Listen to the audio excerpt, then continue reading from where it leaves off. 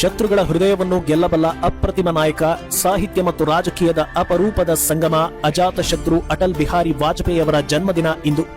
ಭಾರತದ ರಾಜಕೀಯದ ಆ ಧ್ರುವತಾರೆಯ ಸಂಕ್ಷಿಪ್ತ ಪಯಣ ಇಲ್ಲಿದೆ.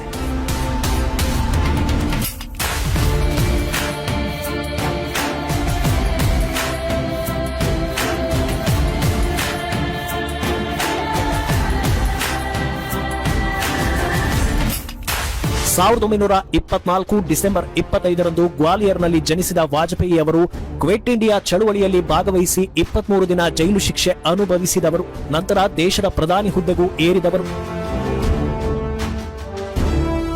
ಪ್ರಧಾನಿಯಾದಾಗ ವಿಶ್ವಸಂಸ್ಥೆಯಲ್ಲಿ ಮೊದಲ ಬಾರಿಗೆ ಹಿಂದಿಯಲ್ಲಿ ಭಾಷಣ ಮಾಡಿ ಭಾರತದ ಘನತೆಯನ್ನ ವಿಶ್ವದಾದ್ಯಂತ ಮೊಳಗಿಸಿದ ಹಿರಿಮೆ ಇವರದ್ದು. ಅನೇಕಾನೇಕ ಪ್ರಯತ್ನೋं और कष्टों के बाद संयुक्त राष्ट्र के रूप में इस स्वप्न के अब साकार होने की संभावना. 4 ರಾಜ್ಯಗಳ 6 ಲೋಕಸಭಾ ಕ್ಷೇತ್ರಗಳಲ್ಲಿ ಗೆಲುವು ಸಾಧಿಸಿದ ಏಕೈಕ ನಾಯಕ.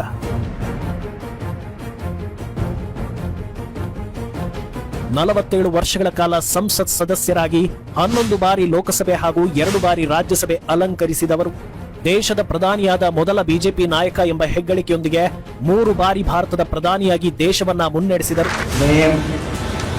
बिहारी वाजपेयी ईश्वर की शपथ लेता हूँ. ईश्वर की शपथ लेता हूँ.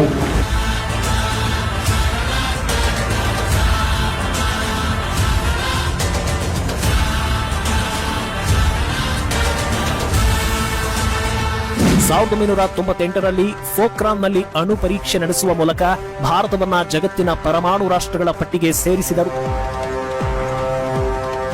ಜೈ ಜವಾನ್ ಜೈ ಕಿಸಾನ್ ಮಂತ್ರಕ್ಕೆ ಜೈ ವಿಜ್ಞಾನ್ ಸೇರಿಸಿದವರು ಇವರು. ಯುದ್ಧ ಇತಿಹಾಸದಲ್ಲೇ ಮೊದಲ ಬಾರಿಗೆ ಎತ್ತರದ ಪ್ರದೇಶದ ಯುದ್ಧದಲ್ಲಿ ವಾಯು ಸೇನೆಯನ್ನ ಬಳಸಲು ಅನುಮತಿ ನೀಡಿ ಯುದ್ಧದ ದಿಕ್ಕನ್ನ ಬದಲಿಸಿದರು. ಕಾರ್ಗಿಲ್ ವಿಜಯಕ್ಕೆ ನಾಂದಿ ಹಾಡಿದರು.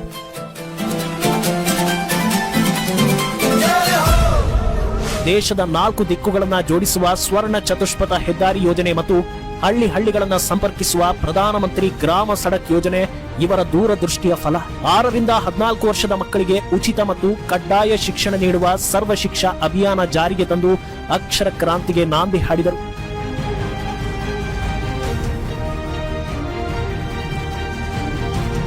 ದೂರ ಸಂಪರ್ಕ ಕ್ಷೇತ್ರದಲ್ಲಿ ಖಾಸಗೀಕರಣಕ್ಕೆ ಉತ್ತೇಜನ ನೀಡಿ ಇಂದು ಪ್ರತಿಯೊಬ್ಬರ ಕೈಯಲ್ಲೂ ಮೊಬೈಲ್ ಫೋನ್ ಇರಲು ಅಡಿಪಾಯ ಹಾಕಿದರು. ಕರ್ನಾಟಕದ ಅಭಿವೃದ್ಧಿಯಲ್ಲಿ ಅಟಲ್ಜಿಯವರ ಪಾತ್ರ ಮರೆಯಲಾಗದು. ಬೆಂಗಳೂರಿನ ಸಂಚಾರ ದಟ್ಟಣೆ ನಿವಾರಿಸಲು ನಮ್ಮ ಮೆಟ್ರೋ ಯೋಜನೆಗೆ ಮೊದಲ ಬಾರಿಗೆ ಅನುಮೋದನೆ ಮತ್ತು ಆರ್ಥಿಕ ಬೆಂಬಲ ನೀಡಿದ್ದು ವಾಜಪೇಯಿ ಸರ್ಕಾರ. ಬೆಂಗಳೂರು ಜಾಗತಿಕ ಮಟ್ಟದಲ್ಲಿ ಸಿಲಿಕಾನ್ ವ್ಯಾಲಿಯಾಗಿ ಬೆಳೆಯಲು ಬೇಕಾದ ಪೂರಕ ನೀತಿಗಳನ್ನ ಕೇಂದ್ರದಿಂದ ರೂಪಿಸಿದವರು ಇವರೇ.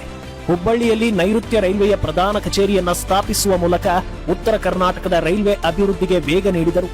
ಇವರ ಅವಧಿಯ ಅಭಿವೃದ್ಧಿ ಪಥವನ್ನ ಗೌರವಿಸಿ ಇಂದಿನ ದಿನವನ್ನ ಉತ್ತಮ ಆಡಳಿತ ದಿನ ಅರ್ಥಾತ್ ಗುಡ್ ಗವರ್ನೆನ್ಸ್ ಡೇ ಎಂದು ಆಚರಿಸಲಾಗುತ್ತದೆ.